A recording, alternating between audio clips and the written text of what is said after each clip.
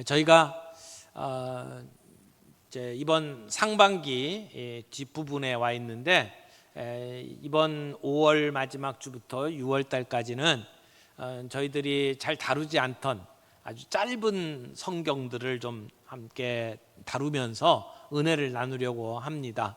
오늘 우리가 요한 2서 말씀 함께 나누게 되는데, 요한 2서는 성경에 나오는 그 편지들 가운데 가장 짧은 성경입니다. 이 말씀이 오늘 우리에게 주시는 메시지가 있다고 분명히 믿습니다. 여러분, 사랑은 참 귀한 거죠. 그런데 사랑이 잘못되면 문제를 많이 일으키고 큰 피해를 입히기도 합니다.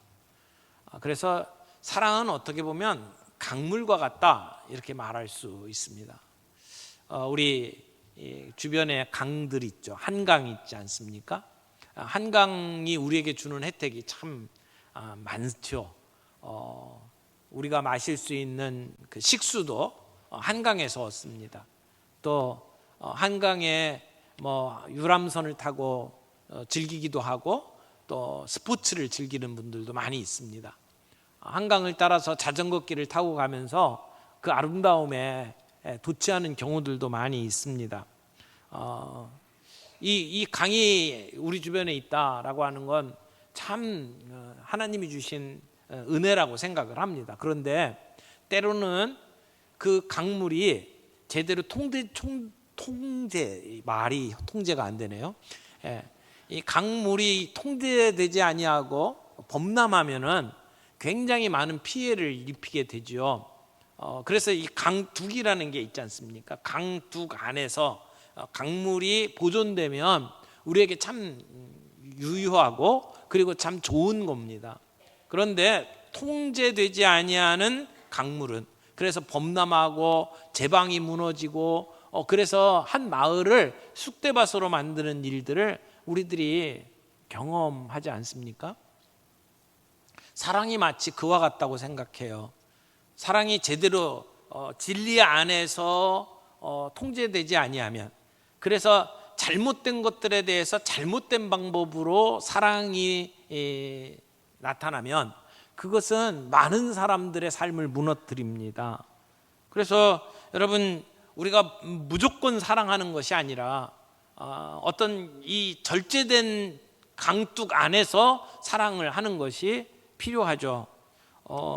참이 아닌 건데도 받아들이고, 그리고 잘못된 죄임에도 불구하고 사람들은 그것을 용인하고, 그리고 거기에 박수갈채를 보내면서 받아들입니다. 그런 것에 대한 사랑은 온전한 사랑이라고 말할 수가 없어요. 지금 요한이 쓴 이 짧은 편지 요한 2서는 우리에게 사랑이라는 것이 얼마나 중요한지를 이야기하면서 그 사랑이라는 것이 든든한 제방 안에 있어야 된다라고 하는 것을 가르쳐주는 말씀이라고 생각을 합니다. 그래서 오늘 이 요한 2서 말씀을 통해서 이번 주 다음 주 함께 우리가 은혜를 나누기를 원합니다. 요한 2서는 요한이라고 하는 사람의 이름을 따서 붙인 명칭이죠. 원래는 요한의 두 번째 편지라고 하는 제목입니다. 헬라어로 따지면 한 300단어밖에 안 돼요. 굉장히 짧은 편지입니다. 그런데 이 편지의 저자가 누굽니까? 오늘 본문 말씀을 보면 이 저자가 장로라고 표현합니다. 장로라고 하는 말은 나이가 많이 든 사람을 얘기하죠.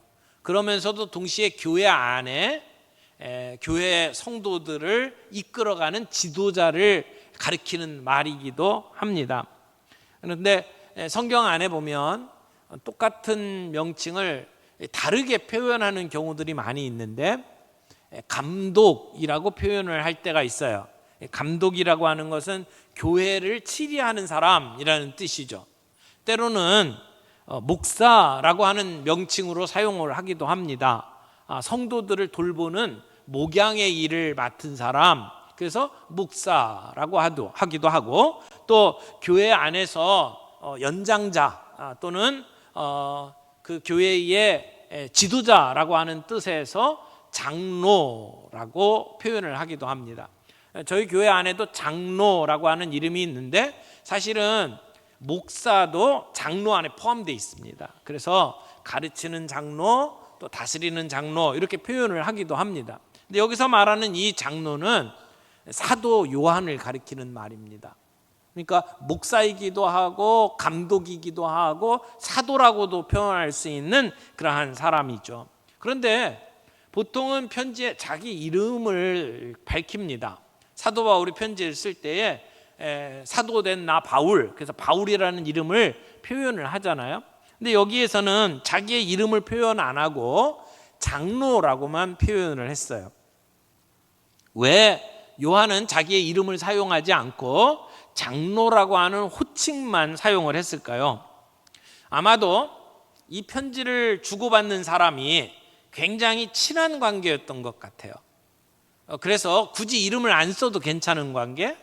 아니면 조금 따뜻하게 가까이 다가가고 친밀한 느낌을 주기 위해서 이런 표현들을 썼을 거라고 생각을 합니다. 제가 만약 어디 여행을 가고 여러분들에게 편지를 썼다. 그러면 사랑하는 대림교회 성도들 그러면서 이렇게 편지를 썼는데 제일 뒤에 김명호 이러면은 굉장히 딱딱하잖아요. 그러니까 여러분을 섬기는 종 이렇게 표현을 할 수 있죠. 그러니까 다른 표현으로 가까움을 표현하지 않았을까 이렇게 생각을 합니다. 그런데 우리는 이 본문을 이렇게 쓴 저자가 사도 요한, 예수님의 제자 요한일 거라고 추정을 하는데 어떤 사람들은 아니라고 주장을 하기도 해요.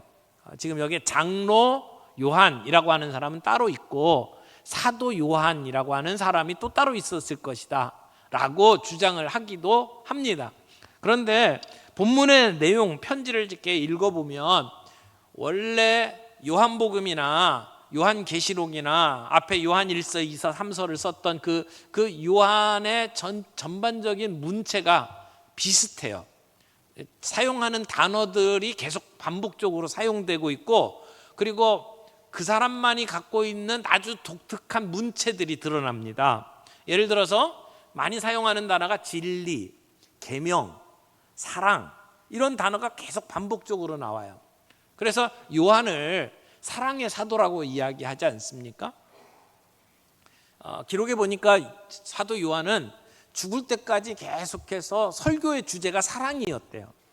그래서 매주마다 이렇게 모여서 예배 드릴 때 사랑에 관한 설교를 계속하는 거예요. 그러니까 설교를 듣던 교인들 중에 어떤 분들은 사도 요한에게 불평을 했답니다. 선생님, 모일 때마다 맨날 똑같은 주제만 사랑하라고 설교를 하시는데 저희에게도 좀 다른 말씀을 주십시오. 왜 똑같은 얘기만 하십니까? 그랬더니 사도 요한 하는 말씀이 여러분들이 그 사랑하는 모습, 거기에 순종하는 모습이 아직도 보여지질 않아서 계속해서 그 말씀을 드리고 있다고 그렇게 이야기를 했다고 해요. 그러니까 사도 요한 하면 늘 떠오르는 단어가 사랑입니다. 근데 오늘 본문에서도 사랑에 관한 이야기를 계속하고 있죠. 그리고 진리는 이것이니 이런 표현들, 뭐뭐는 이것이니라고 하는 표현이 사도 바울이 가지고 있는 아주 독특한 표현입니다.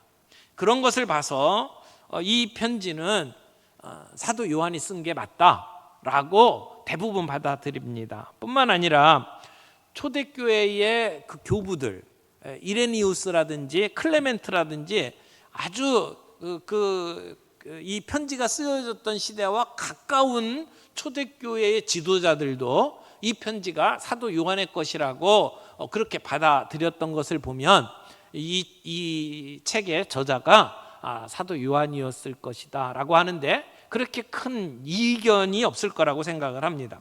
그런데 누가 받았느냐라고 하는 건 의견이 분분합니다. 여기 본문에 보게 되면 택하심을 받은 부녀와 그의 자녀들에게 이 편지를 썼다라고 이야기를 하는데 택하심을 받은 부녀 이게 누구냐? 라고 하는데 사람들이 의견이 크게는 둘로 나뉩니다. 하나는 교회를 가리킬 때에 여성 명사로 받아들여서 여성으로 이렇게 지칭을 할 때가 있어요. 교회를 그녀 이런 식으로 표현을 할 때가 있거든요. 그래서 여기에 나오는 그 어떤 여인이 바로 교회를 상징적으로 표현한 것이다 라고 해석을 하는 사람들이 있어요. 대표적인 학자가 F.F. 브루스라고 하는 사람인데 왜 교회를 이렇게 좀 상징적인 표현으로 썼느냐, 그 당시가 기독교 핍박이 강하게 일어났던 시대였기 때문에 누구에게 편지를 쓰고 그 사람이 그걸 받았다, 그 공동체가 받았다라고 하는 것이 구체적으로 명시가 되면 사람들이 핍박받을 그러한 위험들이 많기 때문에 의도적으로 이렇게 상징적으로 표현을 했을 수가 있다라고 해석을 합니다. 그래서 에베소 근처에 있는 어떤 공동체에게 이 편지가 주어졌을 것이다 라고 추측을 하는 사람들이 많이 있습니다.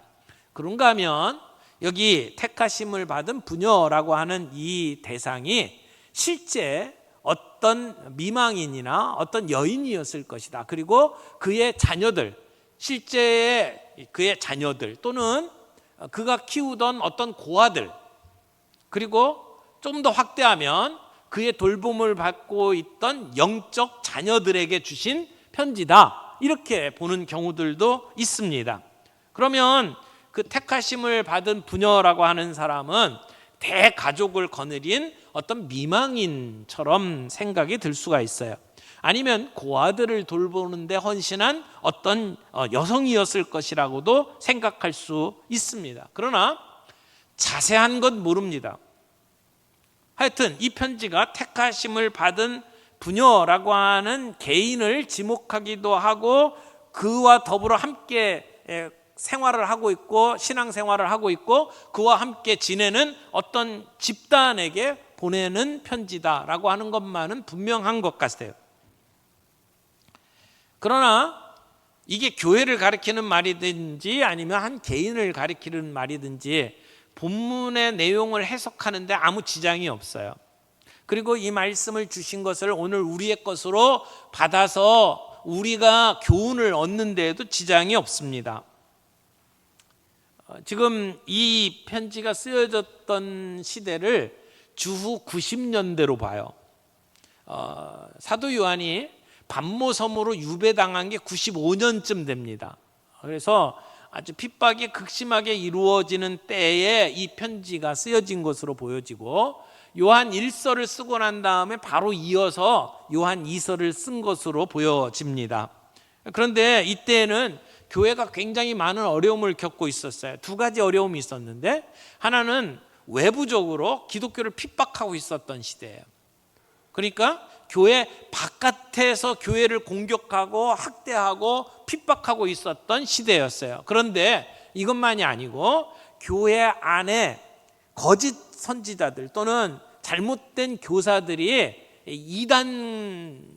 이단의 내용을 가지고 사람들을 미혹하고 있었던 시대였습니다. 특별히 영지주의라고 하는 어떤 사상이 교회 안에 자리를 잡고 우리가 예수 믿고 구원받은 이상 그 다음에 우리가 어떻게 살든지 아무런 관계가 없다라고 하는 식으로 가르쳤어요. 내가 구원받고 살아가는 그 삶에 더 이상 누구 옆에 있는 사람들 돌보고 그럴 필요가 없다라고 가르쳤단 말이에요. 그러니까 이런 사상에 물든 사람들은 개인주의, 이기적인 그러한 삶으로 사람들의 삶이 망가지기 시작을 했어요.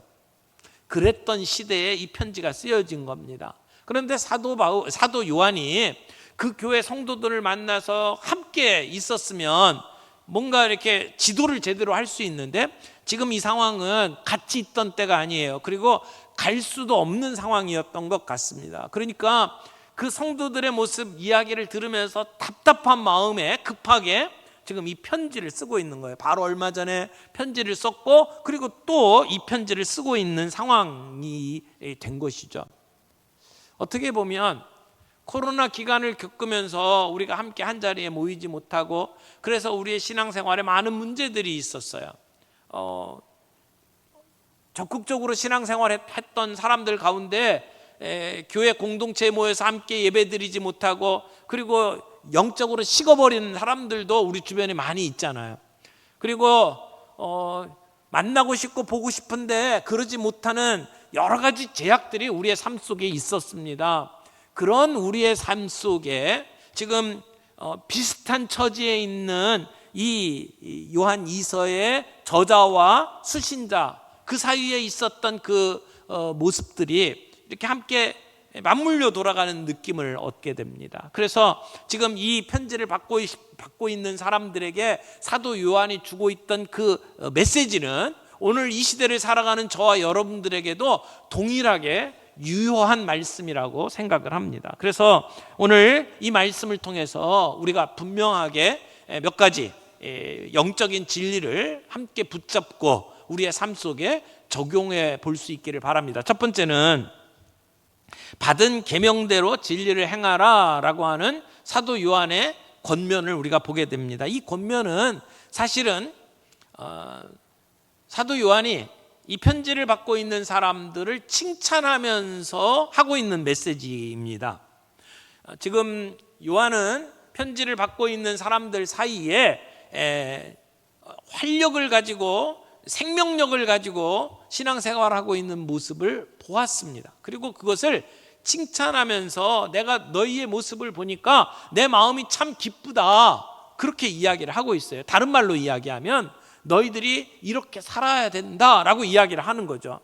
지금 이 편지를 받고 있는 사람 중에 일부의 사람들이 진리대로 말씀 안에서 살아가는 모습을 지금 요한이 본 겁니다. 너무나도 귀한 모습이에요. 너무나도 마음이 기뻤어요. 그래서 모든 사람들에게 여러분이 이렇게 사셔야 됩니다 라고 이야기를 하고 있는 상황이죠. 4절 말씀 보겠습니다. 너희 자녀들 중에 우리가 아버지께 받은 계명대로 진리를 행하는 자를 내가 보니 심히 기쁘도다. 지금 요한이 가장 기쁜 일이 뭐냐?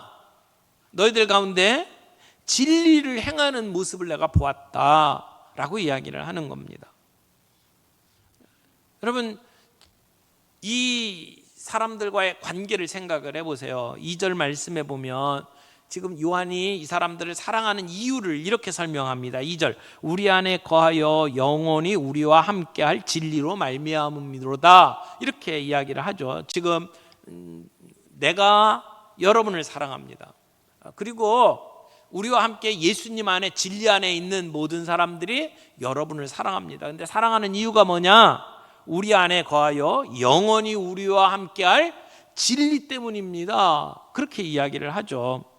그러니까 지금 요한은 우리의 사랑의 관계가 진리 때문이다 라고 이야기하고, 그리고 여러분이 어떤 사람들은 진리 안에서 정말 신실하게 살아가는 모습을 내가 봅니다. 그래서 내가 기뻐합니다. 그렇게 이야기를 하고 있어요.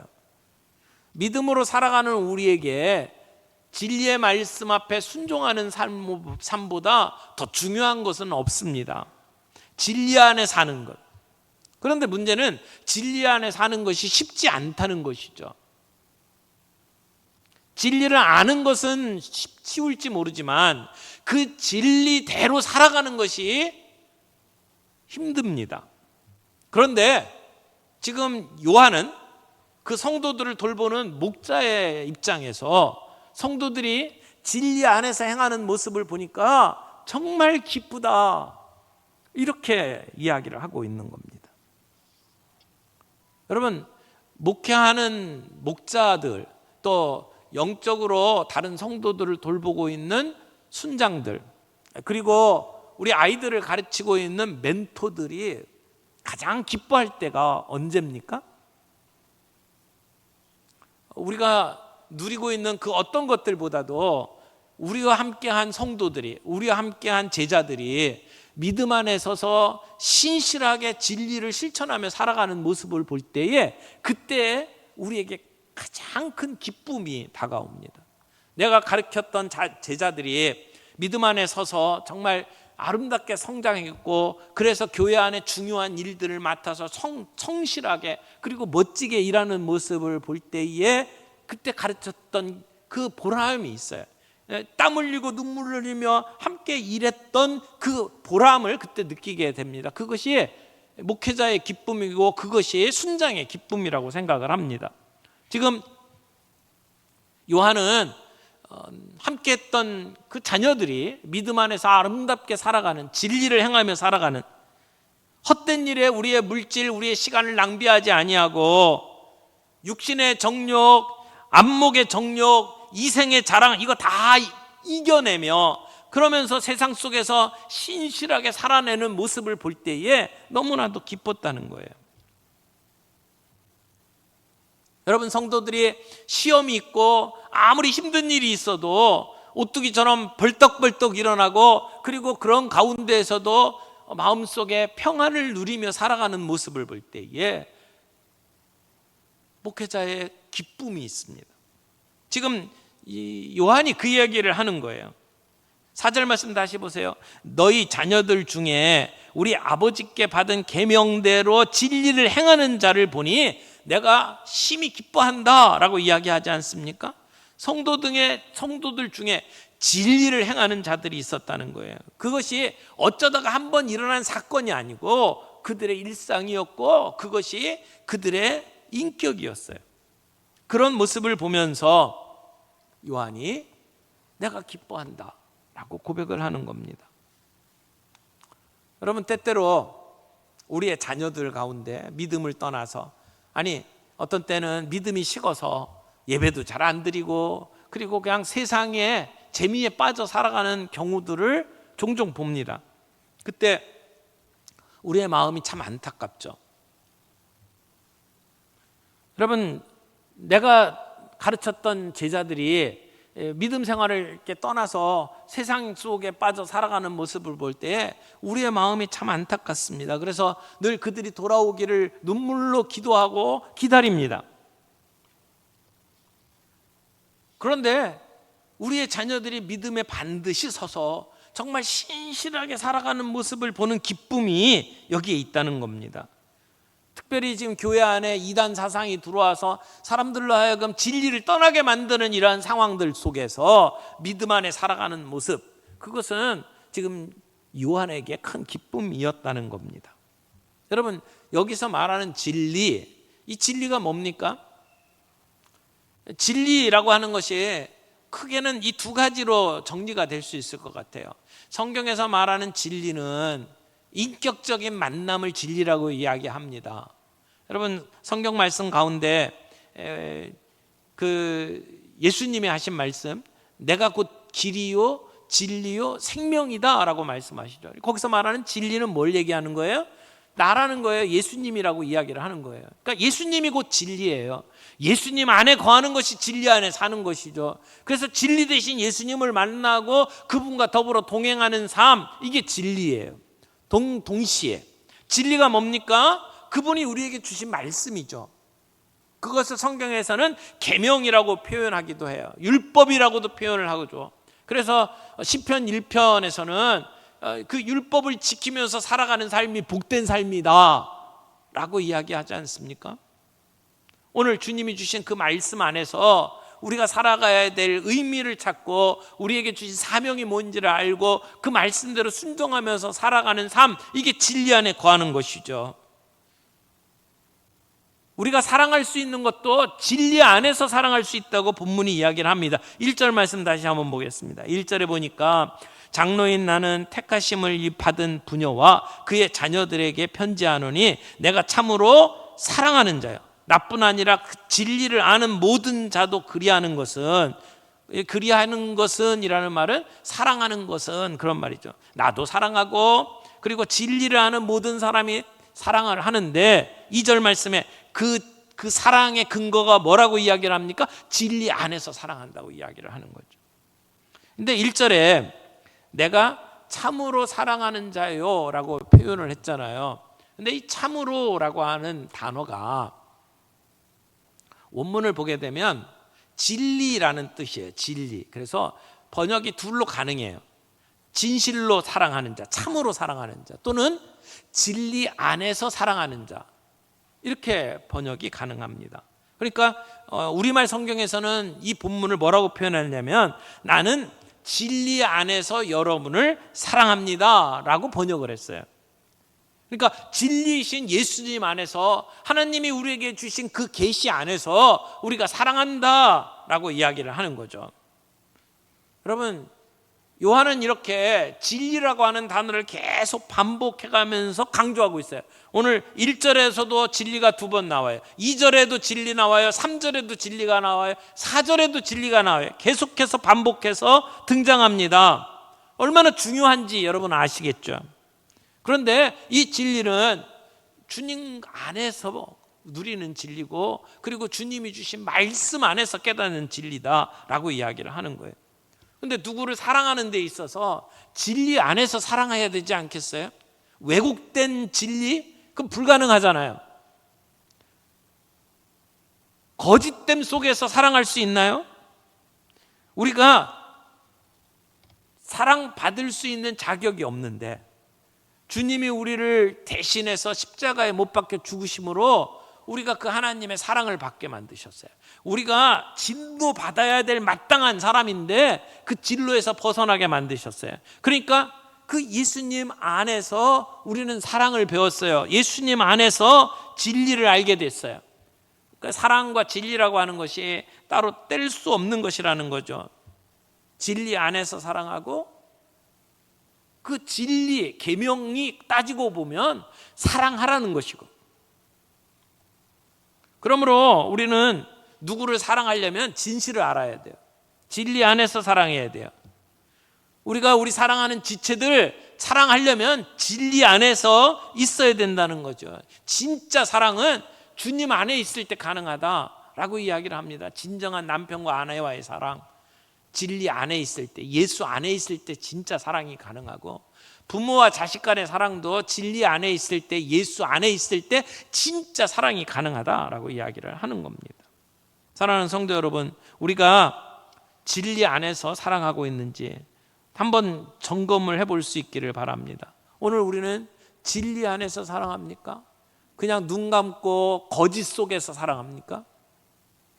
주님 안에서 진실을 안고 알고 진리 안에서 오늘 우리는 사랑하고 있습니까? 두 번째, 사랑하라, 서로 사랑하라 라고 하는 명령을 주십니다.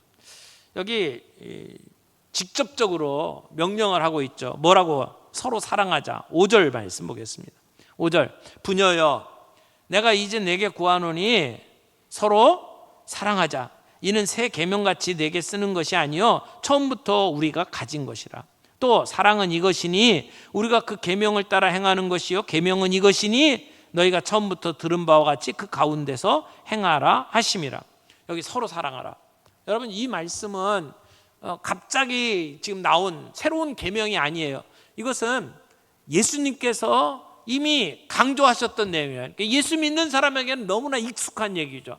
그러나 이것이 예수님만 얘기한 게 아니잖아요. 구약의 메시지가 사랑하라는 얘기죠. 예수님께서 모든 율법과 선지자의 강령이다라고 가르쳐준 말씀 있잖아요. 그게 뭐예요? 하나님 사랑하라, 이웃 사랑하라. 결국은 사랑이었어요. 구약의 모든 내용들이 따지고 보면 사랑하라는 말씀이었단 말이에요. 근데 그것을 예수님께서 다시 한번 강조하시면서 내가 너희에게 새 계명을 주노니 서로 사랑하라 라고 말씀을 하는 겁니다. 그러므로 생소한 것이 아니에요. 처음부터 가졌던 거예요. 하나님이 처음부터 주신 계명이에요. 그 사랑이 우리를 움직이는 동력이에요. 그 사랑이 우리를 세상 속에서 실천할 수 있도록, 사랑을 드러낼 수 있도록 만드는 모터예요. 사랑하는 형제자매 여러분, 오늘 성경 안에 나와 있는 가장 중요한 내용이 사랑이다라고 하는 것이에요. 그 어떤 사람도 반박할 수 없을 겁니다. 그런데 오늘 우리들의 삶 속에 이 사랑이 있느냐? 사랑이라고 하는 것은 그냥 단순히 우리들의 마음속에 느껴지는 어떤 감정을 이야기하는 게 아니죠. 내가 누군가를 볼 때 설레고 콩당콩당하고 하는 느낌을 가지고 이야기하는 게 아닙니다. 사랑은 행동입니다. 그 사랑의 행동을 통해서 우리가 하나님을 믿는 믿음이 있느냐 없느냐를 알 수 있다라고 요한은 이야기를 하고 있는 겁니다. 사랑은 감정이 아니라 의지적인 행동이라고 이야기를 하는 겁니다. 그래서 우리는 말씀대로 순종해야 될 이유, 성경의 말씀의 가장 중요한 핵심이 하나님 사랑하고 이웃 사랑하라고 했는데, 그러면 그 사랑의 명령 앞에 여러분은 순종하시느냐라고 하는 질문을 하는 거예요. 그리고 그 순종이라고 하는 것은 의지적으로 하는 행동이다라고 이야기를 하는 겁니다. 계명을 따라 순종하는 것. 여러분, 우리가 그 계명을 따라 순종합니까? 요한 3서로 넘어가면 요한 3서에서 지금 사도 요한이 나그네 된 자들을 돕는 사랑에 대해서 이야기를 해요. 그 당시에 나그네들이 있었습니다. 근데 그 나그네들은 이방인들에게 복음을 전하기 위해서 스스로 나그네 된 사람들을 얘기해요. 순회 전도자들. 내가 누릴 수 있는 건 모든 건 내려놓고 복음 전도하기 위해서 먼 곳으로 떠나 그렇게 살아가던 사람들을 만났을 때 그들을 극진하게 대접하는 것, 그게 사랑의 행동이라고 이야기를 하는 거죠. 그것이 나도 복음 사역에 동참하는 방법이죠. 오늘 우리가 선교사님들 오시면 우리가 함께 모시고 그 얘기를 듣고 그리고 그분들과 함께 교제하는 이유가 뭡니까? 복음 사역에 동참하기 위해서요. 그리고 그것을 의지적으로 해나가는 겁니다. 그게 사랑의 실천이다라고 이야기를 합니다. 우리 가운데 낙심한 사람들, 그리고 병으로 고통당하는 사람들, 슬픔 속에 그리고 이렇게 푹 처져 있는 사람들을 보면서 안타까워하고 그들을 끌어안는 이유가 뭡니까? 사랑하기 때문에 그렇습니다. 사랑을 실천하는 행동이 우리에게 과연 있는지 한번 생각해 보자는 것입니다. 여기 보면 6절 말씀해 보니까 이렇게 이야기를 합니다. 사랑은 이것이니, 여기 이것이니라고 하는 표현은 사도 요한의 아주 독특한 표현이에요. 사랑은 이것이니, 그리고 뒤에 또 뭐라고 했습니까? 계명은 이것이니. 사랑은 이것이라고 얘기하는데 곧 계명 따라 행하는 거래요. 그러면 계명은 뭐냐? 성경에 나오는 계명의 핵심이 뭐라는 거예요? 서로 사랑하라는 거예요. 사랑을 행하는 것이 계명이다, 그렇게 이야기를 하잖아요. 계속 반복해요. 사랑은 이것이니 계명이다, 계명은 이것이니 사랑이다. 그러니까 우리가 숨을 쉬는 것처럼 날숨 들숨을 이렇게 주고받는 것처럼 계속해서 우리의 삶 속에 진리, 계명대로 살아야 된다. 그래서 사랑해야 된다. 그럼 사랑이 뭐냐? 계명 따라 사는 거다. 마치 우리의 몸 안에 혈액이 계속해서 순환되는 것처럼 사랑과 진리가 계속 순환되는 것을 우리는 볼 수 있습니다. 올바른 믿음과 행동은 항상 함께합니다. 진리와 사랑이 함께 간다는 겁니다. 왜냐하면 진리 안에 있을 때 참된 사랑을 할 수 있기 때문이죠. 잘못된 사랑은 그것은 우리의 인생을 파괴합니다. 올바른 제방 안에 있을 때 그 강물이 많은 사람들에게 혜택을 주는 것처럼 우리의 사랑은 진리 안에 있어야 합니다. 그래서 오늘 우리들의 삶 속에 점검해 볼 수 있기를 바라요. 나는 진리 안에 살아가고 있느냐, 사랑을 실천하고 있느냐. 자, 마지막으로 세 번째는 하나님의 은혜와 긍휼과 평강을 맛보라 라고 하는 말씀이에요. 3절 말씀 보겠습니다. 은혜와 긍휼과 평강이 하나님 아버지와 아버지의 아들 예수 그리스도께로부터 진리와 사랑 가운데서 우리와 함께 있으리라. 자, 본문 말씀 잘 보세요. 앞에 은혜, 긍휼, 평강이 나와요. 다른 서신서에서는 은혜와 평강이 늘 함께 나오는데 여기 긍휼이 꼈어요. 은혜, 긍휼, 평강이 우리와 함께 있으리라. 여러분, 서신서 제일 마지막 부분에는 늘 기원이 있습니다. 축도같이 은혜와 평강이 여러분에게 있을지어다 라고 하는 기원이 있죠. 근데 여기는 기원이 아니에요. 기도도 아니에요. 지금 뭐라 그래요? 우리와 함께 있으리라, 있게 될 거래요. 그러면 은혜와 긍휼과 평강이 우리 가운데 있게 되는데 조건이 있어요. 이 은혜와 평강이 누구한테서부터 온다고요? 하나님 아버지와 아버지의 아들 예수 그리스도께로부터 온대요. 그런데 여기 조건이 있어요. 뭐예요? 진리와 사랑 가운데서. 그러면 이 은혜, 긍휼, 평강이 언제 우리에게 다가오는 거예요? 우리가 사랑하고 진리 안에 있을 때, 진리로 사랑할 때, 그때 우리에게 다가오는 것이다 라고 이야기를 합니다. 그러니까 우리가 진리 안에서 사랑할 때 우리에게 주어지는 유익, 그게 은혜, 긍휼, 평강이다. 이것은 그저 아무에게나 막 이렇게 사은품 나눠주듯이 경품 나눠주는 게 아니라는 거예요. 진리 안에서 사랑하는 자들에게 우리 하나님과 예수 그리스도께서 주시는 것이다 라고 말씀을 하는 겁니다. 그러면 은혜는 뭐예요? 은혜는 받을 자격이 없는데 우리에게 거저 주시는 선물, 이게 은혜죠. 우리가 하나님으로부터 받을 수 있는 어떤 자격이 있는 게 아니에요. 우리가 뭔가를 해서 하나님 앞에 달라고 할 수 있는 게 아니에요. 우리는 자격이 없어요. 그런데 우리에게 부어주시는 하나님의 호의, 하나님의 선물, 이게 은혜예요. 그럼 긍휼은 뭘까요? 긍휼은 우리의 인생이 하나님을 거역했어요. 그래서 우리는 형벌 받아야 마땅한 존재들인데 하나님께서 형벌하지 아니하시고 우리를 용서해 주시는 것, 그게 긍휼입니다. 우리는 진노의 형벌을 받아야 하지만 예수 그리스도께서 이루신 일 때문에 우리는 그 형벌에서 피하게 되었어요. 그게 긍휼이에요. 그러면 평강은 뭡니까? 평강, 다툼이 없는 상태, 그것을 뛰어넘는 거죠. 평강은 상황이 어떻든지 간에 내 마음이 행복한 거예요. 내 마음이 평안한 거예요. 지금 세상은 시끄럽고 굉장히 삶이 복잡하고 어렵지만 그 가운데에서도 내 안에 주시는 하나님의 평강, 조용하고 평안한 때만이 아니고, 언제 어떤 그림을 보니까 폭풍수가 막 쏟아지는데 나뭇가지에 앉아있는 새의 모습을 그려놓고 그 그림의 제목이 평안이라고 되어 있더라고요. 여러분, 그 시끄러운 폭포 소리에 그 물방울이 튀고 바람이 불고 하는 그런 상황에서도 누리는 평강. 편지를 쓸 때마다 사도 바울이 또는 이 서신서의 저자들이 늘 그 끝에 뭐라고 해요? 은혜와 평강이 너희에게 있을지어다. 그 얘기는 뭐예요? 우리에게 그만큼 필요하다는 얘기죠. 우리에게 정말 중요한 게 뭐예요? 은혜와 평강이에요. 그래서 우리에게 그 은혜와 평강이 있어야 된다고 이야기를 하는 거 아닙니까? 근데 그것이 우리 하나님으로부터, 예수 그리스도로부터 우리에게 주어지는데 그게 조건이 뭐다? 진리 안에서 사랑할 때. 오늘 우리가 그 은혜를 누릴 수가 있기를 바라요. 은혜와 긍휼과 평강을 누릴 수 있는 저와 여러분들이 되기를 바랍니다.